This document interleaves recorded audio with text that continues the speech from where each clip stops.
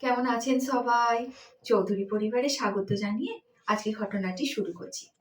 আমার বাপের বাড়িতে যখন আমরা ওই জমিদার বংশীয় ব্রাহ্মণ পরিবারটিতে থাকতাম, ৩টে ফ্যামিলি থাকতাম। একদিকে থাকতো ওই ব্রাহ্মণ পরিবারটি, মাঝে থাকতাম আমরা, আর তারই পাশের একটা অংশে থাকতো এক দাদু ঠাকুমারা। আর সেই দাদু ঠাকুমাদের জীবনে ঘটায় একটা ঘটনা আপনাদেরকে শোনাবো। দাদু ঠাকুমা বা ওই আমাদের সাথে ওই জমিদার পরিবারটিতে প্রত্যেক দিনই প্রায় কিছু না কিছু ভৌতিক ঘটনা আমাদের সাথে ঘটেই থাকতো। যার ফলে আমার বাবাও যেমন একটা অন্য জায়গায় উঠে এসে বাড়ি করে, ওই দাদু ঠাকুমাটা ছিল খুব গরিব। দাদুটি তাঁত বুনতো, ২ পিসি আর ৩ কাকু। ২ পিসি লোকের বাড়ি কাজ করতো, দাদুটি তাঁত বুনতো, আর ওই ৩ কাকু দিনমজুরের কাজ করে কোনো রকমে সংসারটা চলতো। ওই ভৌতিক ঘটনা ঘটার জন্য দাদু ঠাকুমা এবং ওই কাকু পিসিমণিরা টুকটুক করে পয়সা জমিয়ে আমাদের বেগমপুরের শ্মশান ধারে একটি জায়গা কিনে বাড়ি করে সেখানে উঠে যায়। একদিন আমি আর আমার মা আমাদের উঠানের রাস্তার ধারটাতে দাঁড়িয়ে আছি। হঠাৎ করেই ওই বাড়ির কাকিমাটি এসে আমার মায়ের সাথে দেখা করলো। কাকিমা কেমন আছেন? বাক্যালাপ হতে হতে আমার মা বলল, এখন ভালো আছো? তখন ওই কাকিমাটি বলে, না গো কাকিমা, ভালো নেই। বলে কেন? না সেই টকের জ্বালায় পালিয়ে গিয়ে তেঁতুল তলাতেই বাস হলো জানেন কাকিমা। না কি হয়েছে? জানেন কাকিমা, ওখানেও না রোজ সেই একই রকম ভৌতিক ঘটনা ঘটেই চলেছে। না কি হয়েছে গো? না জানেন, রাত্রিবেলা তো আপনাদের মতো তো আর আমাদের বাথরুম নেই, উঠে গিয়ে তো একটু দূরে বাথরুম। বাথরুম করতে যখন উঠি, জানেন কাকিমা, একদিন দেখি গোটা উঠোনটা না ধোঁয়ায় ভর্তি হয়ে গেছে। আর একটি লোক এরম করে হাতটাকে এরম করতে করতে না এগিয়ে গিয়ে ওই শ্মশানের দিক থেকে আসছে। তার না মাথাটি নেই। বলে, তুমি দেখলে?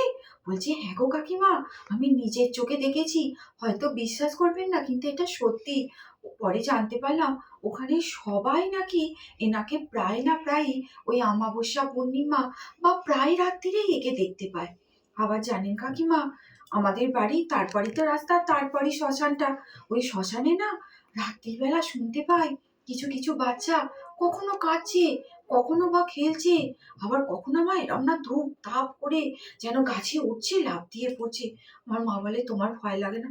বলছে, কাকিমা ভয় তো লাগেই, কিন্তু কি আর করব বলুন, আর তো ক্ষমতা নেই যে ওখান থেকে পালিয়ে গিয়ে অন্য কোথাও আবার বাড়ি করি।